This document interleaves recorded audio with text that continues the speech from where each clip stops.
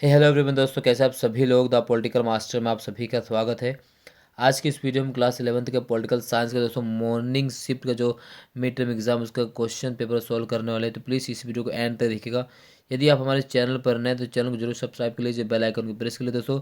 जैसे कि आप सभी को पता है कि क्लास 11th के पॉलिटिकल साइंस के बहुत सारे क्वेश्चन जो आंसर की सर्कुलेट हो रही है, बट उस आंसर की में दोस्तों बहुत सारी त्रुटियाँ, बहुत सारी गलतियाँ हैं। इसलिए द पॉलिटिकल मास्टर आप सभी लोग दोस्तों 100% सटीकता से जो है इस क्वेश्चन पेपर को सोल्व करो। तो प्लीज़ इसे एंड तक देखिए और वीडियो पसंद है इसे लाइक कर दीजिए और इसे ज़्यादा से ज़्यादा मात्रा में शेयर कर दीजिए ताकि हर बच्चे तक वीडियो पहुंच सके।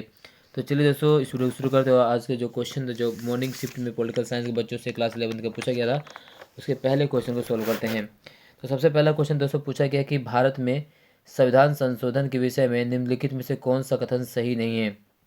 तो संविधान संशोधन के विषय में इनमें से कौन सा कथन सही नहीं है। ए, संविधान संशोधन की प्रक्रिया संसद से शुरू होती है, बिल्कुल ठीक है, बिल्कुल सत्य है। संविधान संशोधन करने के लिए अनुच्छेद 368 में प्रावधान किया गया, ये भी कथन सत्य है। संविधान संशोधन को पुश करने के लिए जनमत संग्रह की आवश्यकता होती है। और डी है, संविधान संशोधन विधेयक में राष्ट्रपति को पुनर्विचार करने का अधिकार नहीं है। तो दोस्तों अगर हम इसमें कौन सा कथन सही नहीं है की बात करें तो इसका जो सही उत्तर होगा दोस्तों वो है सी।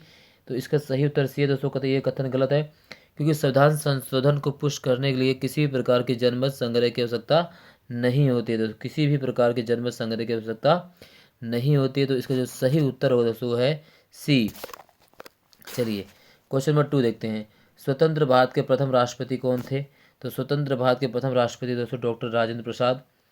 संविधान सभा की बैठकों की अवधि कितनी रही। तो संविधान सभा की बैठकों की जो अवधि रही दोस्तों वह 2 वर्ष 11 महीने 18 दिन रही, यानी इसका जो सही उत्तर होगा वो है C. Question number 4, doctor Bhimrao Ambedkar, जी हाँ भीमराव अंबेडकर संविधान सभा की डैश के सभापति थे। तो दोस्तों डॉक्टर भीमराव अंबेडकर जो संविधान सभा के प्रारूप समिति के सभापति थे, जिसमें टोटल 7 सदस्य थे। और प्रारूप समिति की जो नियुक्ति की गई थी दोस्तों आप सभी जुलाई 1947 में की गई थी। नेक्स्ट, निम्नलिखित में कौन सा सिद्धांत फ्रांस के संविधान से नहीं लिया गया है। तो दोस्तों वह सिद्धांत जो फ्रांस के संविधान से नहीं लिया गया वह है मौलिक अधिकार। मौलिक अधिकार हमने कहाँ से लिया, अमेरिका के संविधान से लिया है। चलिए प्रश्न नंबर 6, सरकार द्वारा निर्धारित न्यूनतम मजदूरी से कम मजदूरी देना नागरिकों को प्राप्त किस मौलिक अधिकार का उल्लंघन है। तो सरकार द्वारा निर्धारित न्यूनतम मजदूरी से कम मजदूरी देना नागरिकों को प्राप्त किस मौलिक अधिकार का उल्लंघन है। ए, समता का अधिकार, बी, स्वतंत्रता का अधिकार, सी, शिक्षा का अधिकार, डी, शोषण के विरुद्ध अधिकार। तो जो सही उत्तर है दोस्तों वो होगा समता के अधिकार। जी हाँ, समता के अधिकार। हालांकि शोषण के अधिकार का भी इसमें अगर हम बात करें दोस्तों, जैसे न्यूनतम मजदूरी जो शोषण के अधिकार भी, क्योंकि बाल मजदूरी करवाना या बधवा मजदूरी कराना ये भी इसमें आता है। बट इसका जो सही उत्तर है दोस्तों इनमें जो सटीक माना जाएगा वो है समता का अधिकार। प्रश्न नंबर 7, संविधान संशोधन की प्रक्रिया का उल्लेख किस अनुच्छेद में है। तो संविधान संशोधन की प्रक्रिया का जो उल्लेख दोस्तों अनुच्छेद 368 में दिया गया है। क्लियर। चलिए प्रश्न नंबर 8, डैश के उपयोग के माध्यम से कोई भी नागरिक चुनाव लड़ने वाले किसी भी उम्मीदवार को वोट देने का विकल्प या वोट नहीं देने का विकल्प चुन सकता है। तो यह दोस्तों NOTA, it means none of the above, A सही है इसका। प्रश्न नंबर 9, भारतीय संसद का ऊपरी सदन किसे कहा जाता है। तो भारतीय संसद का जो ऊपरी सदन दोस्तों ऊपरी सदन है वो राज्यसभा है। लोकसभा को निचला सदन कहा जाता है। ठीक है। प्रश्न नंबर 10, भारत में निर्वाचन आयुक्त की नियुक्ति किसके द्वारा की जाती है। तो भारत में निर्वाचन आयुक्त की जो नियुक्ति है दोस्तों वो किसके द्वारा की जाती है, वो की जाती है राष्ट्रपति द्वारा मंत्री परिषद के परामर्श पर। ठीक है, यानी डी इसका सही उत्तर है। चलिए प्रश्न नंबर 11, संसद द्वारा 74वां संविधान संशोधन कब पारित किया गया। तो संसद द्वारा जो 74वां संविधान संशोधन 1992 में पारित किया गया। पंचायती राज को मजबूत बनाने के लिए संविधान संशोधन द्वारा कुल डैश विषयों को 11वीं अनुसूची में दर्ज किया गया था। तो कुल 229 विषय थे। ठीक है, यानी डी इसका सही उत्तर है। प्रश्न नंबर 12, पंचायती राज व्यवस्था के त्रिस्तरीय ढांचे में उपरले पायदान पर कौन सी संस्था है। तो सबसे ऊपरले पायदान पर दोस्तों है जिला पंचायत है। ठीक है, फिर सबसे निचले पंचायत का क्रमांक वो है ग्राम सभा, सॉरी ग्राम पंचायत। महात्मा गांधी द्वारा डैश पुस्तक लिखी गई। तो दोस्तों महात्मा गांधी द्वारा लिखी गई Hind Swaraj long walk to freedom जो लिखी गई थी वो नेल्सन मंडेला। द रिपब्लिक आप सभी को पता है कौन, प्लेटो। डिस्कवरी ऑफ इंडिया जो है पंडित जवाहरलाल नेहरू ने लिखी है। चलिए नेक्स्ट क्वेश्चन, संविधान सभा ने हमारे संविधान को कब अंगीकृत किया? तो संविधान सभा द्वारा हमारे संविधान को अंगीकृत किया गया था 26 नवंबर 1950 को, जबकि लागू किया गया 26 जनवरी 1950 को, यानी इसका जो सही उत्तर है वो है सी। नेक्स्ट, सबसे बेहतर शासन व्यवस्था किसे माना जाता है? सबसे बेहतर जो शासन व्यवस्था माना जाता है लोकतंत्र को। बट दोस्तों अगर हम बात करें तो राजशाही बेहतर हो सकती है, पर वर्तमान में जो सबसे बेहतर माना जाता है वह है लोकतांत्रिक शासन व्यवस्था सबसे बेहतर माना जाता है, यानी ए इसका सही उत्तर है। प्रश्न नंबर 17, हमारे संविधान की प्रस्तावना में किस प्रकार के न्याय का उल्लेख है? तो हमारे संविधान की जो प्रस्तावना है उसमें सामाजिक, आर्थिक और राजनीतिक यानी तीनों प्रकार के न्याय का उल्लेख किया गया, डी इसका सही उत्तर है। प्रश्न नंबर 18, 10 दिसंबर को कौन सा दिवस मनाया जाता है? 10 दिसंबर को दोस्तों जो है मानव अधिकार दिवस मनाया जाता है। 1948 में संयुक्त राष्ट्र की डैश ने मानव अधिकारों की सर्वभौम घोषणा को स्वीकार और लागू किया। दोस्तों 1948 में संयुक्त राष्ट्र की महासभा द्वारा, जी हाँ, जिसे हम सामान्य सभा भी बोलते हैं, तो इसके द्वारा ये स्वीकार किया गया। ए 19वें का सही उत्तर है दोस्तों। चलिए नेक्स्ट, प्रश्न नंबर 19 हो गया। 20, निम्नलिखित में से कौन से राजनीतिक अधिकार हैं?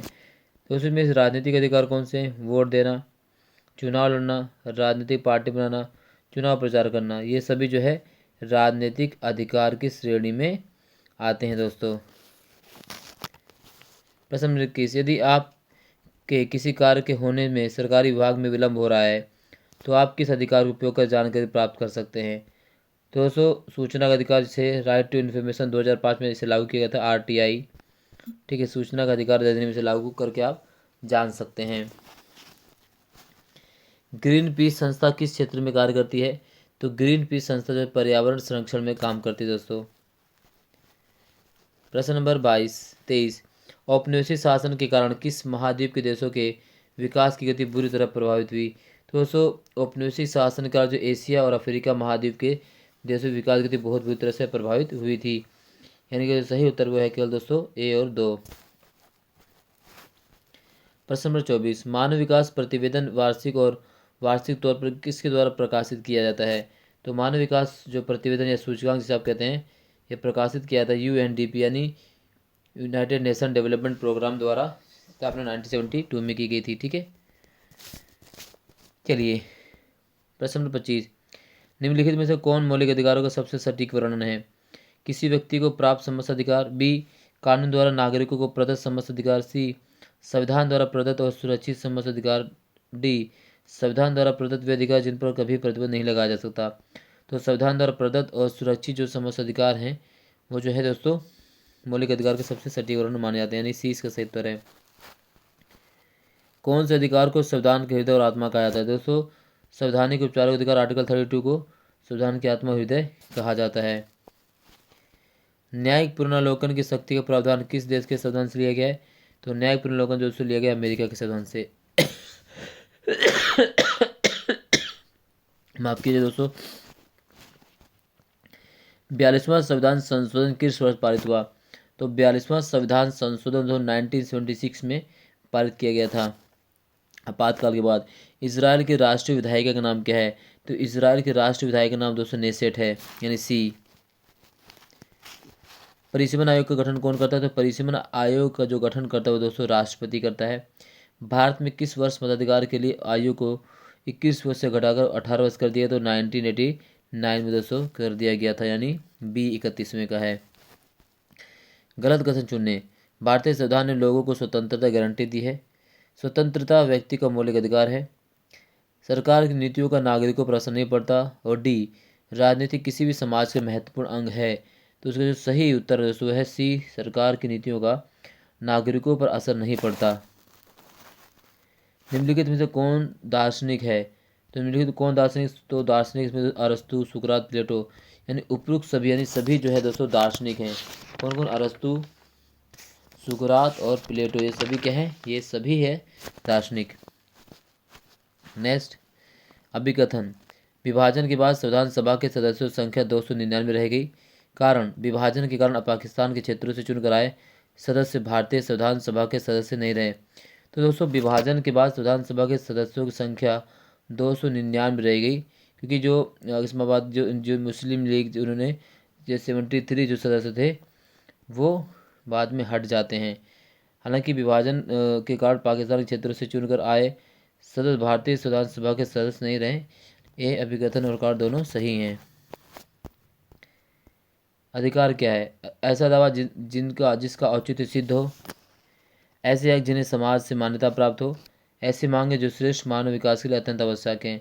हालांकि दोस्तों अगर अधिकार की बात करें तो अधिकार ऐसा दावा है जिसका औचित्य सिद्ध हो, ऐसे हक जिन्हें समाज से मान्यता प्राप्त हो और ठीक है तो कानून से संरक्षण प्राप्त हो। समाज से मान्यता प्राप्त हो क्योंकि अगर मान लेते हैं जैसे एग्जाम्पल के लिए अगर कोई जो है सार्वजनिक स्थानों पर धूम्रपान करता है तो ये समाज से मान्यता नहीं देती है। ठीक है, तो ये बिल्कुल सही है। ऐसी मांगे जो श्रेष्ठ मानव विकास के लिए अत्यंत आवश्यक हैं, तो मांग भी है संविधान। तो उपयुक्त सभी इसका अधिकार का सही उत्तर है दोस्तों, यानी ए बी यानी डी इसका सही उत्तर है। चलिए नेक्स्ट, नागरिक स्वतंत्रता के अर्थ में सम्मिलित है विचारों की स्वतंत्रता और असहमति प्रकट करने का अधिकार। इसका जो सही विकल्प है दोस्तों ए व दो दोनों सही है। प्रश्न नंबर 37, नागरिकों को अपने अधिकारों पर लगाए जाने वाले नियंत्रणों के बारे में सदैव डैश रहना चाहिए, तो हमेशा सदैव निष्क्रिय रहना चाहिए या उदासीन रहना चाहिए या विरक्त रहना चाहिए निष्क्रिय या जागरूक, तो हमेशा जागरूक रहना अवेयर रहना चाहिए दोस्तों। 20 का सही उत्तर है 37 का। चिपको आंदोलन किस राज्य में प्रारंभ होता है? तो चिपको आंदोलन जो प्रारंभ होता है वो होता है उत्तराखंड में। Movement for survival of Ogoni people नामक आंदोलन किस देश में प्रारंभ हुआ था? तो ये आंदोलन प्रारंभ हुआ दोस्तों नाइजीरिया में 1990 में। एक प्रकार सोशल मूवमेंट था दोस्तों ये। ओलिव जो है जो ओगनी पीपल जो लोग थे उनके लिए उन्हीं के लिए अधिकारों के लिए आंदोलन चलाया गया था 1990 में और नाइजीरिया में शुरू हुआ था दोस्तों, यानी इसी इसका सही उत्तर है। चलिए प्रश्न नंबर 40, नीति निर्देशक तत्व गैर न्यायिक है? बिल्कुल है।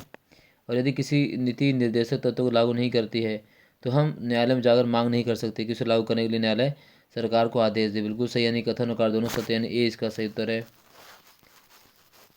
अभिकथन, संविधान सभा के सदस्यों ने भारत के लिए पृथक निर्वाचन मंडल को नहीं अपनाया, कारण उनका विचार था कि यह व्यवस्था हमारे उद्देश्यों को पूरा नहीं करेगी। तो संविधान सभा के सदस्यों ने भारत के लिए पृथक निर्वाचन मंडल को नहीं अपनाया है। तो दोस्तों अगर हम बात करें तो जो संविधान सभा के सभी सदस्य थे उन्होंने पृथक निर्वाचन मंडल को नहीं अपनाया। ठीक है, उनका विचार था कि यह व्यवस्था हमारे उद्देश्यों को पूरा नहीं करेगी। तो कथन जो सही है, लेकिन परंतु कथन और कारण दोनों सत्य हैं, परंतु जो कारण है वो अभिकथन की सही व्याख्या नहीं करता, यानी बी सही है। राजनीतिक सिद्धांत हम सभी के लिए प्रासंगिक है? बिल्कुल ठीक है। राजनीतिक सिद्धांत से हमारे विचार परिष्कृत होते हैं और हम प्रभावी तरीके से संप्रेषण कर पाते हैं। बिल्कुल सत्य, यानी ए और बी दोनों सत्य हैं, यानी इसका ए सही विकल्प है। अधिकार राज सत्ता को खास तरीके से काम करने के कुछ वैधानिक दायित्व सौंपती, बिल्कुल सौंपती है। अधिकार सिर्फ ये नहीं बताते कि राज को क्या करना है, वे यही बताते हैं कि राज को कुछ नहीं करना है। बिल्कुल सत्य, ये और सत्य भी दोनों सत्य, यानी ए इसका सही उत्तर है। वर्ल्ड वाइल्ड लाइफ फंड का संबंध निम्नलिखित में से किससे है? तो वर्ल्ड वाइल्ड लाइफ फंड का जो संबंध वह है पर्यावरण एवं वन्य जीवों के संरक्षण से। एशिया और अफ्रीका के बहुत से देशों के निवासियों का जीवन स्तर निम्न है। बिल्कुल ठीक है। एशिया और अफ्रीका के बहुत से देशों में शिक्षा, चिकित्सा और अन्य सुविधाएं काफ़ी कम हैं। तो एशिया और अफ्रीका के बहुत से देशों के निवासियों का जीवन स्तर निम्न है, बट इसका कारण यह नहीं है कि वहाँ पर शिक्षा जो सही नहीं है या चिकित्सा और अन्य सुविधाएं काफ़ी कम है। तो बी दोनों से कारण जो सही तरह से विघटन की व्याख्या नहीं करता है। निम्नलिखित में कौन एक आदर्श विकास परियोजना की विशेषता है? तो विकास जो है टिकाऊ होना चाहिए, न्यायपूर्ण होना चाहिए, लोकतांत्रिक सहभागिता इसमें होनी नहीं। डी सभी कथन सही हैं। भारतीय संविधान में मौलिक अधिकारों के अंतर्गत दिए गए सांस्कृतिक और शैक्षिक अधिकार में क्या क्या सम्मिलित हैं? तो भारतीय संविधान में जो मौलिक अधिकार दिए गए हैं दोस्तों, उसके सांस्कृतिक और शैक्षिक अधिकार में क्या क्या सम्मिलित हैं? तो सबसे पहले अगर हम बात करें तो भारतीय संविधान में जो मौलिक अधिकार दिए गए हैं और उसमें सांस्कृतिक और शैक्षिक अधिकार जो आर्टिकल 29 और 30 में दिए गए हैं। ठीक है, तो इसमें अल्पसंख्यक भाषा और संस्कृति के संरक्षण अधिकार दिया गया है। अल्पसंख्यक शैक्षिक संस्था स्थापित करने का अधिकार दिया गया है, जबकि धार्मिक मामलों का प्रबंधन इसमें नहीं दिया गया है। तो इसमें जो सही है दोस्तों केवल 1 और 2 सही है। संपत्ति के अधिकार को मौलिक अधिकार की सूची से बाहर कब किया गया? तो संपत्ति के अधिकार को मौलिक अधिकार की सूची से 1978 में बाहर किया गया, 44वें संविधान संशोधन के द्वारा। अब जो मौलिक अधिकार जो है अब ये विधिक अधिकार बन गया आर्टिकल 300 का के अनुसार। ठीक है, 300 का के अनुसार अभी क्या विधिक अधिकार बन चुका है। प्रश्न नंबर 49, नीचे दिए गए चित्र का अध्ययन कीजिए और प्रश्न को उत्तर दीजिए। चित्र के बीच में खड़ा व्यक्ति क्या करने का प्रयास कर रहा है? तो चित्र में जो है पंडित जवाहरलाल नेहरू हैं और ये अलग अलग आकांक्षाओं के बीच सामंजस्य से बिठाने का प्रयास कर रहे हैं। ठीक है, इसी इसका सही उत्तर है। अगला है, यह प्रश्न केवल दृष्टिहीन बाधितों के लिए है। नीचे दिए चित्र को ध्यान से देखें और दिए गए प्रश्न उत्तर दीजिए। तो इस कार्टून में नेताजी चिंतित नजर क्यों आ रहे? क्योंकि निर्वाचन आयोग ने उन शक्तियों का और प्रभावशाली ढंग से प्रयोग करना शुरू कर दिया जो उसे संविधान से पहले प्राप्त थी। ये इसका सही उत्तर है। राज्यसभा का चुनाव लड़ने के लिए उम्मीदवार की न्यूनतम आयु कितनी होनी चाहिए? तो राज्यसभा का चुनाव लड़ने के लिए उम्मीदवार की न्यूनतम आयु 30 वर्ष होनी चाहिए। नीचे दिए गए चित्र का अध्ययन करें और दिए गए प्रश्न उत्तर देखो। इसमें चित्र नहीं दिखाई दे रहा है, तो क्या चित्र में समझ में नहीं आ रहा है तो इसे ड्रॉप करते बस चित्र दीजिए, इसका उत्तर आपको दे दिया जाएगा। प्रदेशों की सरकारों के लिए कॉन्स्टिट्यूशन ऑफ इंडिया बिल किस वर्ष आया? तो कॉन्स्टिट्यूशन ऑफ इंडिया बिल आया था दोस्तों वर्ष 1895 में। नागरिकता की धारणा के संदर्भ में मोतीलाल नेहरू रिपोर्ट किस वर्ष आई? तो 1928 में आई। मोतीलाल नेहरू रिपोर्ट में लोकसभा के लिए मतदान करने की आयु कितनी प्रस्तावित थी? तो प्रस्तावित थी 21 वर्ष। वर्तमान में आम चुनाव में मतदान के लिए न्यूनतम आयु कितनी है दोस्तों? तो वर्तमान में है 18 वर्ष, यानी बी। नेक्स्ट, ये भी ध्यान से दोस्तों, इंटरनेट का इस्तेमाल करने वालों के लिए अंग्रेजी भाषा में कौन से शब्द का उपयोग में किया जाता है? वो है नेटिजन। भविष्य में इंटरनेट द्वारा व्यवहार में दोस्तों क्या होगी? बढ़ोतरी होगी। इंटरनेट के उपयोग ने पर्यावरण की रक्षा के लिए सक्रिय कार्यकर्ताओं को आपस में तालमेल को दोस्तों आसान कर दिया है। इसका सोशल मीडिया कौन कौन से इसमें उपयुक्त सभी सोशल मीडिया दोस्तों। इंटरनेट का प्रयोग करते समय निम्नलिखित में क्या महत्वपूर्ण है? तो व्यक्तिगत जानकारी की सुरक्षा और व्यक्तिगत गोपनीयता, ए और बी दोनों जरूरी, यानी इसका जो सही उत्तर है सी। तो दोस्तों ये हैं टोटल 60 क्वेश्चन जो मॉर्निंग शिफ्ट में पूछे गए थे, यानी जो क्लास 11 की पॉलिटिकल साइंस की मॉर्निंग शिफ्ट है, यानी गर्ल्स वाले बच्चों को पूछे गए एग्जाम है, पेपर है दोस्तों। इसमें 100% सटीकता है। तो प्लीज़ इस वीडियो को ज़्यादा से ज़्यादा शेयर कर दिया, वीडियो पसंद से लाइक कर दीजिएगा। अगर इस क्वेश्चन पेपर से संबंधित कोई भी आपका डाउट हो या आपको लग रहा है कि ये क्वेश्चन सही नहीं है तो हमें कमेंट बॉक्स में जरूर पूछिएगा। उन आप सभी के सवालों का जवाब दिया जाएगा। बहुत बहुत धन्यवाद दोस्तों वीडियो देखने के लिए। मिलते हैं नेक्स्ट वीडियो में।